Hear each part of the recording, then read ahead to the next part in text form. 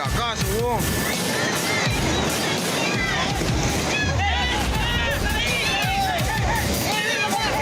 Mira, ma.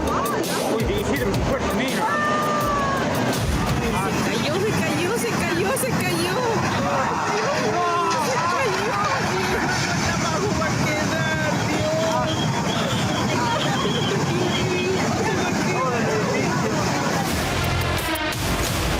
Es la furia de la naturaleza.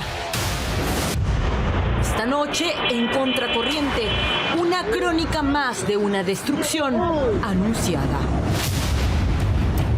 Soy Frank y vivo al frente del río Rímac. El temor es que pueda socavar por debajo, no que han enrocado esto, pero lo que han enrocado esto de acá el año pasado, el anteaño, está volviéndose a caer. El río ruge y hace temblar a los vecinos. Basta con abrir la puerta de esta vivienda para sentir el pánico que vive toda esta población. Tenemos el río a nuestros pies. El Rímac aumentó su caudal. Ya no es un río hablador. Esta vez grita para advertir que el peligro ronda.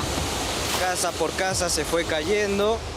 Una de 3 pisos que era del vecino que está a mi costado, luego la mía y por último unas casas que están por la parte de... ¿Por qué se han quedado aquí si vuelve a pasar? Lamentablemente nos tuvimos que quedar porque no había otro lugar a donde más ir.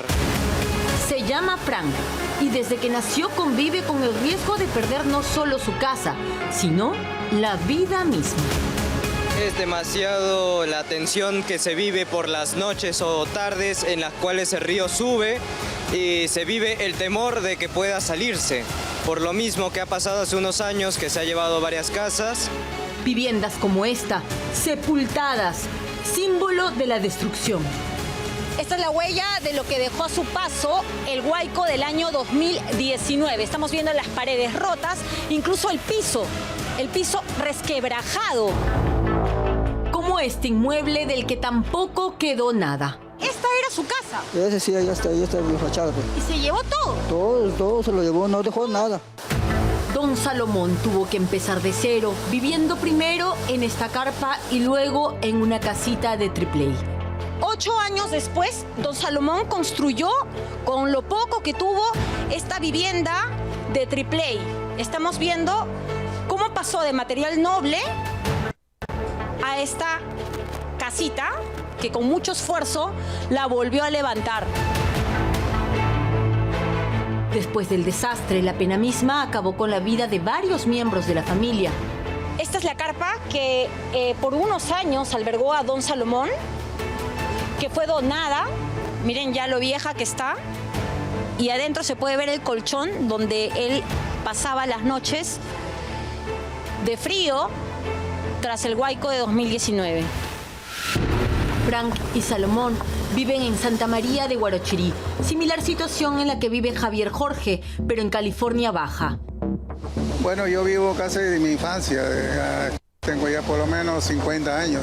Y en 50 años, ¿cuántas veces el río se ha llevado a su vivienda? Bueno, ha inundado dentro de la casa, sí, pero no ha llegado a la casa, pero esta vez sí ha llegado.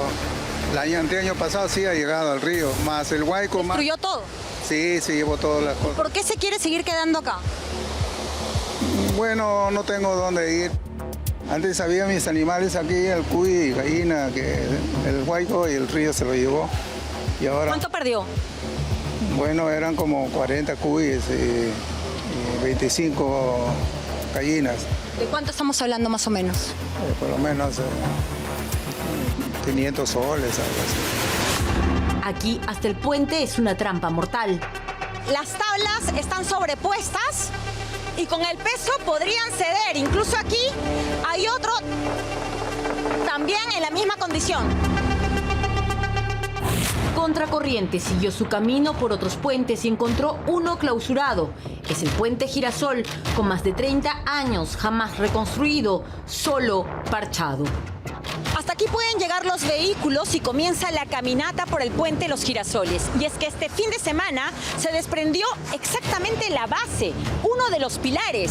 De los 7, ahora solo quedan 6. Pese a su cierre para el paso vehicular, había motociclistas que querían atravesarlo. Puede pasar, pero tiene que bajarse como, ¿no? Bajando, tiene que... ¿Cuál es la razón? esa es la orden que nos han dado, señor. ¿Ya? El pilar se ha roto, explíquenme. Claro, está roto ahí adentro. Por eso que han cerrado la y usted se piedra. cae con todo. Pero al menos usted ya va a tener un poco cuando usted está en peligro. En la quebrada Pedregal, Rosa María Saldaña cuenta cómo se salvó de morir en un huaico tras evacuar tan rápido como pudo. Entonces cuando empezó fue un ruido total, o sea, era como un terremoto, pero no había lluvia, solamente estaba nublado. Entonces la gente lo quiso, huaico, huaico, huaico, y todos corríamos al cerro. Pero más abajo hubo muertos, hubo bastante. No alcanzó tiempo para correr. No, nada, nosotros salimos con la ropa en el cuerpo y ahí empezó la lluvia. En estos momentos, el Centro de Operaciones de Emergencia Nacional, COEN, alerta de 18 departamentos en peligro. El Centro Nacional identificó a nivel nacional que un total de 2.382.479 personas ubicadas en 40.235 centros poblados estarían en riesgo muy alto ante posibles deslizamientos. Alto riesgo para el que no estamos preparados y que en una segunda parte de este reportaje mostraremos la burocracia y presunta corrupción que parece también haber inundado a nuestras autoridades.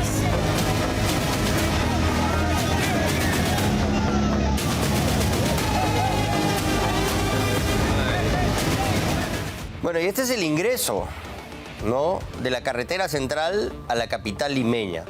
La única vía por donde se puede abastecer a los millones de peruanos que viven en la capital, ¿no? Y esto lo vemos todos los años. Hay desidia, hay descuido, hay falta de interés. Vemos imágenes como estas que luego dan la vuelta al mundo.